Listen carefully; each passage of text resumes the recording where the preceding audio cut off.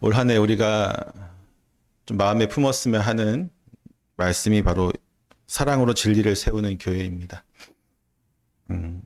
진리를 세우는 것은 어떤 것 같아요, 여러분?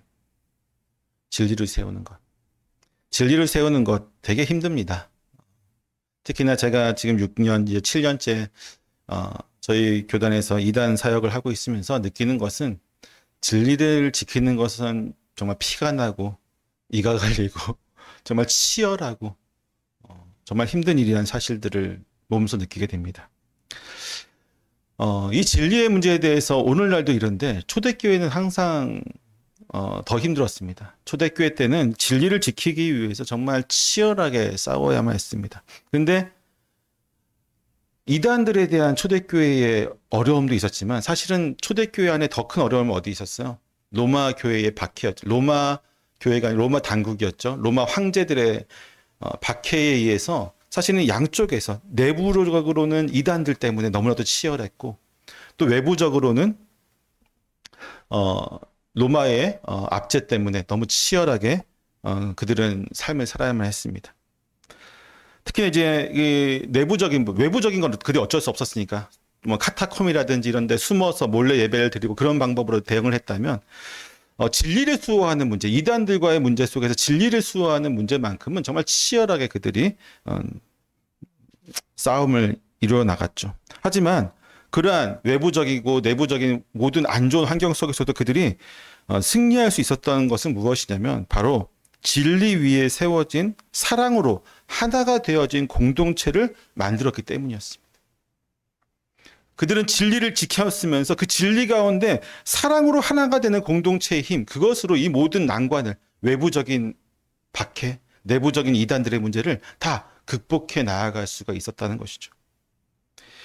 예를 들어서 2세기 초에 비니티아 지방의 총독 플라니우스는 기독교인들을 어떻게 처리할지 몰라서 황제 트리니아누스에게 자문을 구했습니다. 기독교인들 어떻게 할까요? 잡아 죽이기도 좀 애매하고 그때는 아직 박해가 본격적으로 시작하기 전이었는데 이들 어떻게 할까요? 황제 말씀을 잘 따르는 것 같지도 않고 우리가 인정하지 않는 이방 약간 이상한 야훼라고 하는 이상한 신을 믿고 있는데 이들을 어떻게 할까요? 라고 이렇게 자문을 구하는 편지를 쓰는데 근데 이제 플라니우스는 어떻게 그 편지를 쓰냐면요. 기독교인들 가만히 관찰했는데 우리가 인정하진 않지만 가만히 관찰했더니 모여서 예배를 드리는데 함께 식사를 나누고 이 사람들이 보니까 도덕적으로 참 뛰어난 그래서 굉장히 그 안에 공동체에 사랑이 많다는 것들을 발견하게 되죠. 비록 그들이 황제 숭배를 거부했지만 이들은 전혀 사회에 해를 끼치지 않는 사람들입니다. 오히려 덕이 되면 덕이 됐지 해를 끼치지 않는 사람들이 어떻게 할까요? 라고 이제 자문을 구했죠. 황제가 뭐라고 했을까요? 적당히 해라 그랬습니다. 적당히 해라. 너무 그냥 잡아 가두려고 추적자 보내고 이러지 말고 어쩌다 잡히면 그냥 처리하고 안 잡히면 그냥 내비둬. 뭐 이런 식의 적당히 하라고 이렇게 얘기를 합니다. 그 당시에 얼마나 기독교인들이 박해 가운데서도 얼마나 하나님의 말씀 가운데 사랑의 공동체를 만들어 갔는지를 잘 볼 수가 있겠죠. 특히나 이제 2세기 말쯤 되기 시작하면서부터 기독교인들에 대한 박해가 점점 심해지기 시작합니다. 그럼에도 불구하고 여러분 박해가 더 심해졌을 때 우리 성도들은 어떻게 했냐면요. 함께 모여서 기도했습니다. 감옥에 갇힌 이들을 위해서 기도했고요. 도망 다니는 이들을 위해서 기도했고요. 순교한 이들을 위해서 기도했습니다.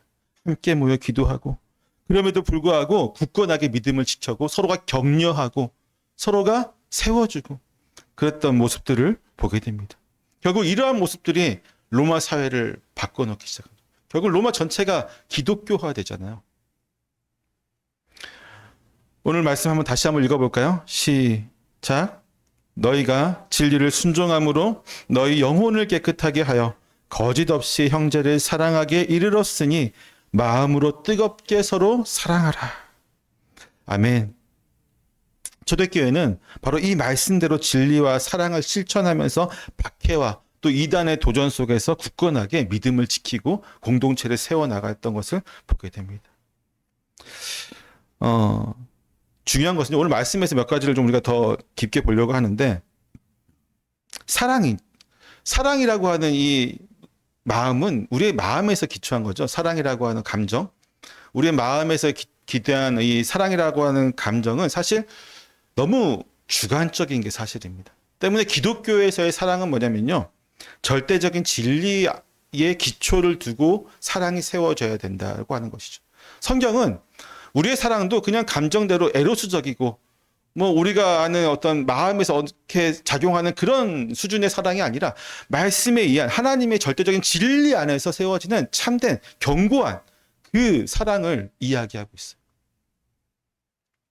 때문에 사랑은 강력한 힘을 가지고 있습니다.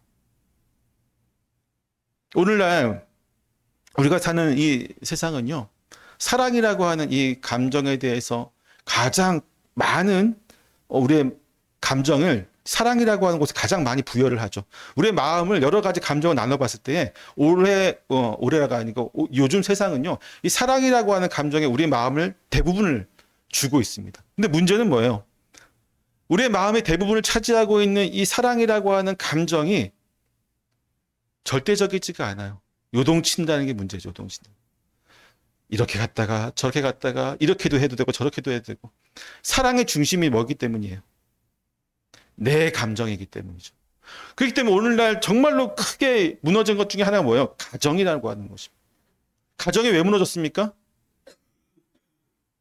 사랑이 자유롭게, 사랑이라는 감정을 너무나 크게 키워놨는데 그 크게 키워놓은 사랑의 감정의 중심이 나이니까 사랑해서 결혼했지만 사랑하지 않으면 그냥 이혼하는 거죠. 내가 가지고 있던 이만큼 되는 사랑이 이 사람에게 향하지 않으면 자연스럽게 이혼하는 것에 대해서 세상은 종용하고 있어, 종용. 괜찮아. 그렇게 해도 괜찮은 거야. 너 감정에 충실해. 당신의 감정이 원하는 대로 사세요. 그게 행복한 겁니다라고 얘기를 합니다. 자녀에 대한 사랑도 마찬가지고. 모든 사랑이 그냥 감정에만 충실한 거예요. 일순간적이죠. 내가 원할 때는 사랑을 엄청 많이 하는 것처럼 보여주고 있다가도 마음이 식으면 사랑이 아닌가 보네? 버리는 거죠. 저쪽을 향해 있구나. 그럼 저쪽을 막 사랑하는. 때문에 사랑은 진리 위에 기초해야 되고요. 진리는 하나님의 말씀 속에서 기초를 해야 됩니다. 시편 119편 160절에 이렇게 말합니다. 주의 말씀은 진리의 본체니라. 주의 말씀은 뭐라고요? 진리의 본체다. 하나님의 말씀은 영원히 변하지 않는 진리이기 때문입니다. 우리가 진리를 따라 산다는 것은 곧 하나님의 말씀에 얼마나 순종하며 사느냐. 이게 바로 우리가 진리를 따라 사는 것. 그리고 진리를 기초 위에 사랑을 세워가는 것. 그것이 되는 것이죠. 예수님도 이렇게 말씀하세요. 요한복음 17장 17절에서 진리로 그들을 거룩하게 하옵소서. 아버지의 말씀은 진리입니다. 하나님의 말씀은 진리인데 거룩하게 되는 방법은 그 진리로 하는 방법밖에 없습니다. 우리가 하나님의 말씀 위에 서지 않는다면요, 세상 사람들의 사랑과 똑같은 사랑을 할 수밖에 없어요. 흔들리는 사랑이죠. 그러나 하나님의 말씀 위에 서는 사랑은 절대로 흔들리지 아니하며 우리의 삶의 영원한 기준이 되어질 수 있습니다. 때문에 진리가 없는 사랑은 우리가 과감하게 거부해야만 합니다. 오늘날 진리가 없는 사랑이 판을 치고 있는 세상 속에서 우리는 그들을 향해서 과감하게 외쳐야 돼요. 진리가 없는 사랑은, 즉 하나님의 말씀에 기초하지 않는 사랑에 대해서 우리는 거부합니다라고 이야기할 수 있어야 됩니다. 당신들의 사랑은 감정에 충실했기 때문에 요동치는 사랑은, 영원하지 않는 사랑은, 그리고 사랑이라고 할 수도 없어요. 왜? 날마다 바뀌는 사랑이 어떻게 사랑이 될 수 있습니까? 그것에 대해서 우리는 이야기할 수 있어야 돼요. 정말 큰 문제입니다. 과거에는 그나마 이제 인간 세상에서 영원한 사랑이라고 하면 뭐가 있었냐면 부모 자식 간의 사랑이었어요. 오늘날은 이것도 참 많이 흔들립니다.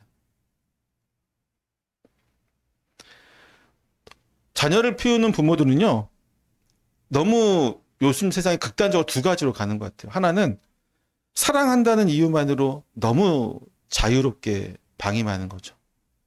모든 것을 다 허용해 줍니다. 허락해 줍니다. 그 아이가 어떻게 되든 저렇게 되든 우리 아무런 상관없이, 참입니다.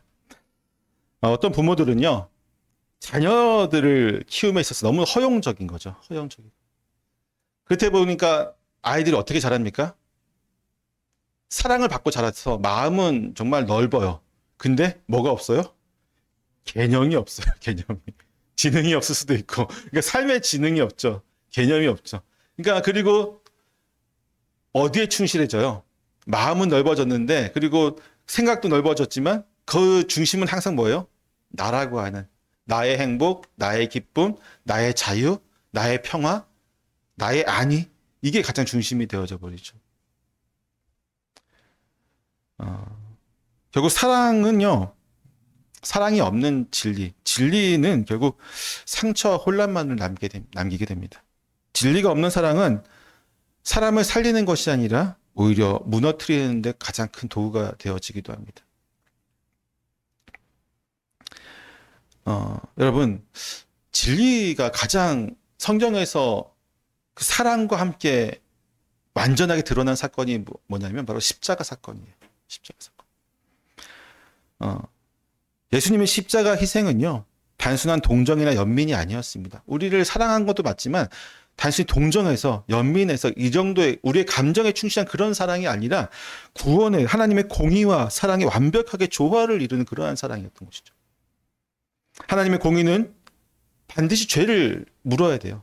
이거는 하나님의 속성이기 때문에 바꿀 수가 없어요. 우리를 아무리 용서하고 싶고 우리를 아무리 사랑하기 때문에 우리를 다 구원하고 싶어도 죄가 딱 걸리는 순간에 하나님은 공의는 이것을 받아들일 수가 없어요. 하나님이 존재 자체가 그런 거죠. 이 부분이 해결돼야 되는데 이게 진리란 말이죠. 죄의 문제를 해결하는 게 진리인데 이것을 할 수 있는 유일한 방법은 예수 그리스도의 희생, 그분의 사랑밖에 없었다고 하는 것입니다. 또한 하나님은 독생자를 아들을 내주시는 그 사랑을 우리에게 보여주셨습니다. 십자가는 바로 진리와 사랑이 완벽하게 만나는 자리인 것이죠.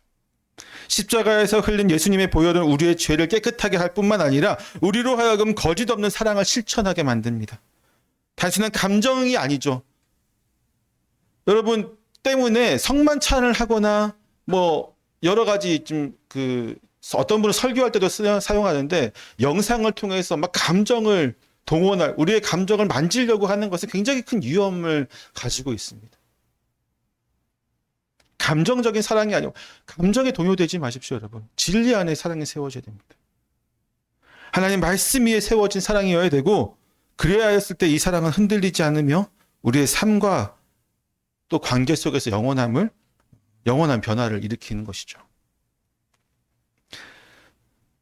아까도 얘기했지만 초대교회는 정말로 진리를 따라서 사랑을 실천한 공동체였습니다. 말씀을 나누고 서로를 섬기고 박해받은 이들을 보호하고 도와주기도 하고 숨겨주고. 여러분 박해받는 자들을 숨겨주는 사람은요, 지금 아직 자신이 그리스도인이 드러나지 않는 사람이잖아요. 걸리면 어떻게 될까요? 다 잡혀 들어가죠. 근데 그들은 한 몸이라고 하는, 한 지체라고 하는, 형제 자매라고 하는 것에 대해서 의문을 가지지 않았어요. 저 형제가 다치는 것이 내가 다치는 것이고 때문에 내가 잘못된 것도 물론 중요한 부분일 수 있겠지만 그것보다 먼저 형제를 감싸고 그들을 보호하는 것이 먼저였습니다.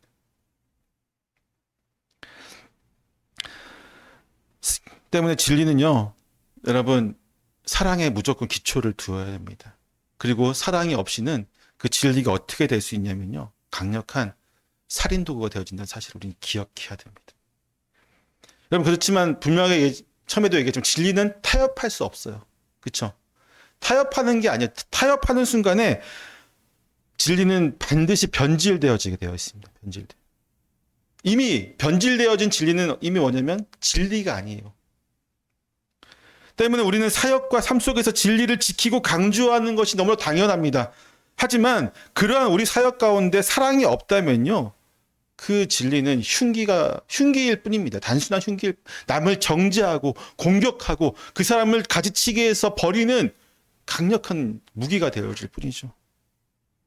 사랑에 빠진 진리는 율법주의와 정죄의 수단이 되어질 뿐입니다. 날카로운 칼이 되어져서 상처를 입힙니다. 예수님은 당시에 바리새인들을 많이 혼내셨죠. 바리새인들은 객관적으로 보면 대단한 사람들입니다.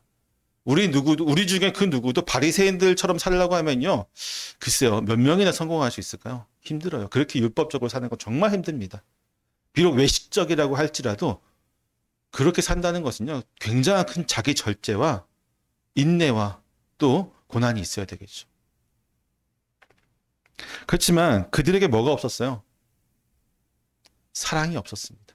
그들은 하나님의 말씀, 그 중에서도 율법이라고 하는 강력한 진리를 가지고 있었지만 이웃에 대한 사랑이 없었습니다. 때문에 예수님이 이렇게 말씀하세요. 누가복음 11장 46절에서 너희는 누구예요? 바리새인들이죠. 너희는 사람에게 무거운 짐을 지우고 너희는 그것을 한 손가락으로 움직이려 하지 아니하는도다. 사람에게 무거운 짐을 누구예요? 자기들은 그러니까 율법이 500가지 넘잖아요. 하나님은 그렇게 많은 율법을 주시지 않았어요. 그 율법은 다 자기들이 해석해가지고 자기들이 더한 거잖아요. 예를 들어서 안식일을 거룩하게 지킨다. 거룩하게 지키려면 어떻게 해야 돼 하면서 자기들이 연구해서 그날은 일을 하지 않는데 일을 어떻게 하지 않나? 이만큼까지는 일, 요거는 일 아니고 걷는 것은 이만큼 걸어가면 일, 요만큼 걸어가면 일 아니고 이거를 다 세분화 시켰단 말이죠. 근데 기준이 누구예요? 자기들이에요. 자기들이 지킬 수 있는 걸 딱 해놓고 너희들도 다 이거 지켜야 돼. 그래야지 하나님 말씀에서 거룩한 백성이 될 수 있어 라고 해놓고 짐을 지운다는 거죠. 자신들만 온전히 지킬 수 있는 율법을 진리의 기준으로 세우고 자신들과 같은 경건의 모양을 갖출 수 없는 모든 이들에게 정죄에 그들을 판단하고 그들을 정죄하는 칼날과 같이 이 율법을 진리를 사용하는 바리새인들을 보게 되는 것이죠. 결국 사랑이 없는 진리는요. 모든 관계를 무너뜨립니다. 교회 내에서도 진리라는 이름 안에 비판과 정죄가 난무할 때 공동체는 분열할 수밖에 없어요. 상처받는 성도가 반드시 생깁니다. 진리는 하나님의 의로 드러내지만 사랑이 없이 사용될 때에 사람들에게 짐이 되어져요. 하나님께서 원하시는 화해와 회복을 이루지 못하게 됩니다. 예전에 교회에 제가 다닐 때에 그때는 이제 학생 때였죠. 예전에 정죄의 수단 중에 사용되었던 것 중에 하나가 뭐냐면요. 새벽 예배를 얼마나 나오냐 이거였어요. 제가 기억하는 서울의 어떤 분은요. 누가 이제 문제가 요새 뭐 힘들어 고민 뭐예요? 위로해 달라는 거잖아요. 그렇죠? 새벽 예배 안 나와서 그래. 요새 뭐 일이 안 되고 요새 너무 짜증나고 힘들어. 새벽 예배 안 나와서 그래. 내가 몸이 아파. 새벽 예배. 정죄의 수단으로 사용되어져. 근데 그분만 그런 게 아니라 다 그래요. 대부분의 사람들이 그렇습니다. 자기가 가지고 있는 어떤 기준이 있어요. 그거를 율법으로 사용해요. 말씀을 많이 안 봐서 그래. 기도 생활을 열심히 안 해서 그래.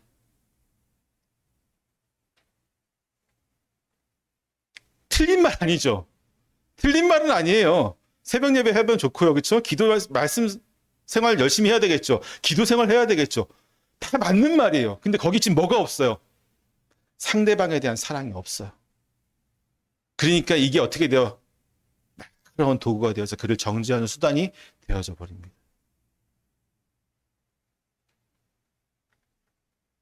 때문에 사랑은 진리와 함께할 때, 그 진리는 또한 사랑과 함께할 때 완전해진다는 사실을 우리는 기억해야만 합니다. 우리가 잘 알고 있는 사랑장이라고 하는 고린도전서 13장에 보면 이렇게 나오죠. 내가 사람의 방언과 천사의 말을 할지라도 사랑이 없으면 소리나는 구리와 울리는 꽹과리가 되고, 진리는 사랑 안에서 신철될 때 그 본래의 목적을 이룰 수 있습니다. 오늘날 우리도 진리를 강조하되 결코 사랑을 잊지 않았으면 좋겠습니다. 때문에 저희는 올 한 해 정말 이 부분을 좀 깊게 좀 생각했으면 좋겠어요. 그래서 우리 교회가 사랑으로 진리를 세우는 공동체가 되었으면 좋겠습니다. 오늘 본문 말씀에 보면 이렇게 나와요.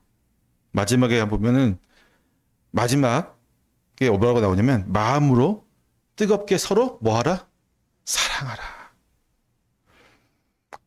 베드로가 그 편지를 쓰는 데 있어서 중점적으로 뒀던 부분 중에 하나는 진리의 문제였어요.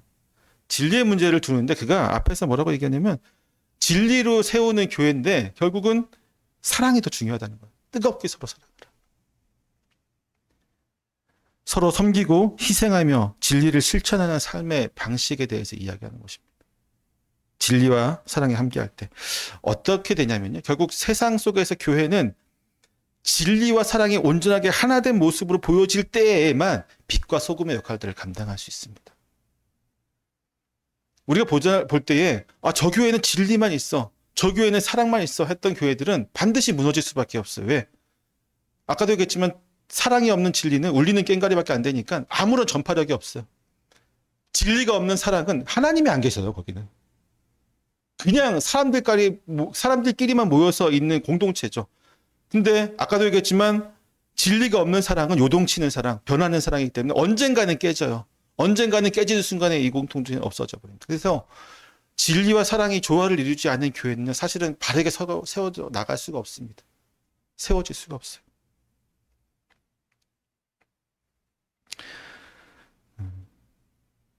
우리가 사랑을 실천할 때에는 반드시 진리에 기초를 해야 되고, 진리는 하나님의 말씀에 기초를 해야 되고, 또 그렇지 않은 우리의 감정에 의한 사랑의 어떤 모습이 아닌지를 우리가 항상 점검해야 되고, 그러한 부분들을 통해서 우리는 우리 안에 먼저 공동체 안에 지체와 내 몸과 내 형제와 이 가운데 온전한 사랑이 이루어졌을 때에 그 사랑은 세상을 향해서 맛을 내는 소금이 되어집니다. 세상 사람들은 계속 저희들에게 그것을 요구해요. 사랑을 요구합니다. 사랑을. 근데 그 사랑이 변질된 사랑이 되지 않았으면 좋겠다는 거죠. 오늘날 많은 교회들이 세상을 향해서 사랑을 베풀고 있어요. 어떤 사랑을 베풉니까?